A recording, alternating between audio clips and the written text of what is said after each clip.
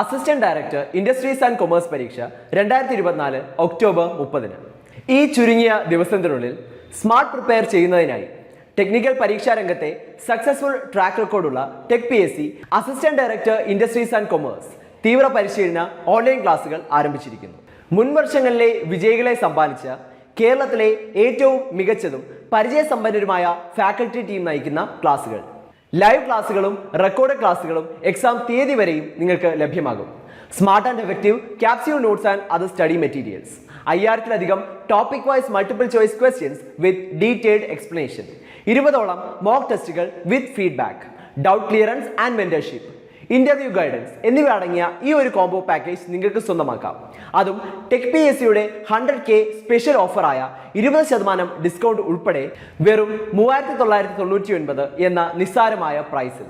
Hello friends, industries and commerce ഡിപ്പാർട്ട്മെൻറ്റിലേക്കുള്ള assistant director പോസ്റ്റിൻ്റെ എക്സാമിൻ്റെ സിലബസ് PSC ഇപ്പോൾ പബ്ലിഷ് ചെയ്യുകയുണ്ടായി. അപ്പോൾ ഈ ഒരു സിലബസിനെ കുറിച്ചുള്ളൊരു ഡിസ്കഷൻ വീഡിയോ ആണ് നമ്മൾ ഉദ്ദേശിച്ചിരിക്കുന്നത്. ഇപ്പോൾ കാറ്റഗറി നമ്പർ 630/2023 ഈ എക്സാമിൻ്റെ നോട്ടിഫിക്കേഷൻ വന്നിരുന്നത്. സ്കെയിൽ ഓഫ് പേ വരുന്ന 56,000 തൊട്ട് 1 lakhന് അബോവ് ആണ്.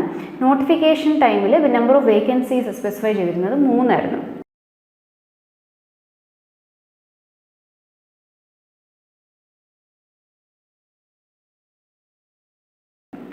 അപ്പോൾ പ്രിപ്പയർ ചെയ്തിരുന്ന സ്റ്റുഡൻസിന് അറിയാം, നമ്മൾ കഴിഞ്ഞ മുൻ വർഷത്തെ എക്സാമിൻ്റെ സിലബസ് വെച്ച് പ്രിപ്പയർ ചെയ്തവർക്ക് ഇപ്പോൾ വന്നിരിക്കുന്ന സിലബസ് ഒരു ഷോക്കായിരിക്കും. കാരണം ഓൾമോസ്റ്റ് 100% തന്നെ മാറി എന്ന് തന്നെ നമുക്ക് പറയാം.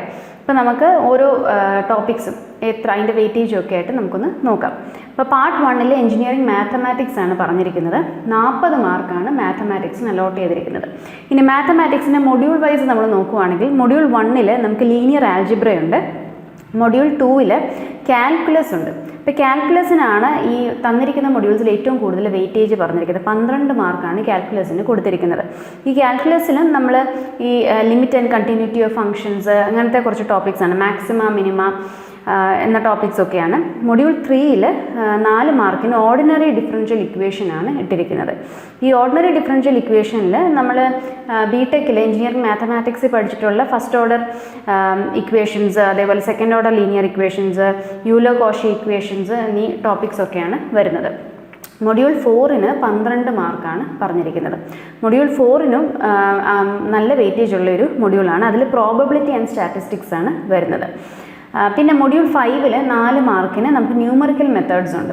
നമ്മൾ ഈ Newton Raphson method, regular falsi മെത്തേഡൊക്കെ പഠിച്ചിട്ടുള്ളതാണ് BTECിൽ എഞ്ചിനീയറിംഗ് മാത്തമാറ്റിക്സിൽ. അപ്പം ഈ മാത്തമാറ്റിക്സിൻ്റെ പോർഷൻസ് മൊത്തം നമ്മൾ നോക്കുകയാണെങ്കിൽ എഞ്ചിനീയറിംഗ് മാത്തമാറ്റിക്സ് BTEC ലെവലിൽ നമ്മൾ പഠിച്ചിട്ടുള്ള ടോപ്പിക്സ് ഒക്കെ തന്നെയാണ് ഇൻക്ലൂഡ് ചെയ്തിരിക്കുന്നത്.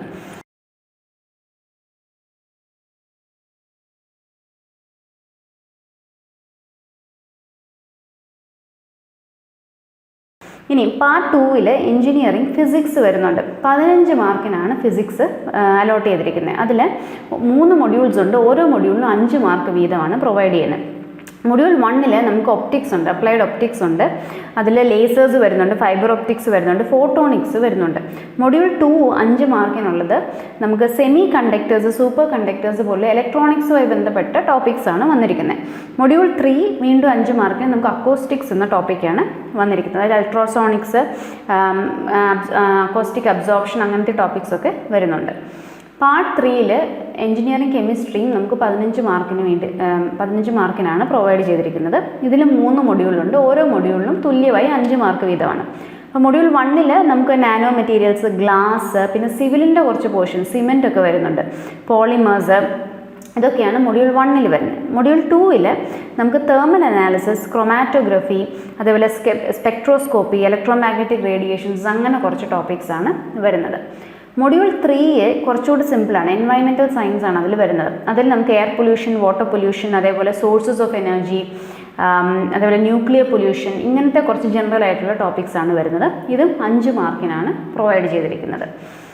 പാർട്ട് 4 ബിസിനസ് അഡ്മിനിസ്ട്രേഷന് നമുക്ക് 30 മാർക്കാണ് അലോട്ട് ചെയ്തിരിക്കുന്നത്. ഈ ബിസിനസ് അഡ്മിനിസ്ട്രേഷൻ്റെ മൊഡ്യൂൾ ടോപ്പിക്സ് നമ്മൾ നോക്കുകയാണെങ്കിൽ കൂടുതലും ഈ മാനേജ്മെൻറ്റ് കോഴ്സുകൾ ചെയ്യുന്ന കുട്ടികൾ പഠിക്കുന്ന സിലബസാണ് ഇതിൽ ഇൻക്ലൂഡ് ചെയ്തിരിക്കുന്നത്. അപ്പോൾ അതിൽ മൊഡ്യൂൾ 1 ഏറ്റവും കൂടുതൽ വെയിറ്റേജ് മൊഡ്യൂൾ 1 ആണ്, 10 മാർക്കാണ്.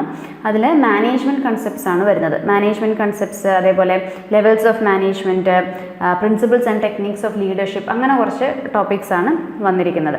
മൊഡ്യൂൾ 2 ഫൈനാൻഷ്യൽ മാനേജ്മെൻറ്റുമാണ്. അപ്പോൾ അതിൽ ഈ കോസ്റ്റ് റിലേറ്റഡ് ക്യാപിറ്റൽ സ്ട്രക്ചർ അങ്ങനത്തെ കുറച്ച് പോർഷൻസ് ഒക്കെയാണ്. വർക്കിംഗ് ക്യാപിറ്റൽ, അതുപോലെ ക്യാപിറ്റൽ റേഷനിങ്, അങ്ങനെ കുറച്ച് പോർഷൻസ് ആണ് വരുന്നത്. അതിന് 6 മാർക്കാണ് അലോട്ട് ചെയ്തിരിക്കുന്നത്.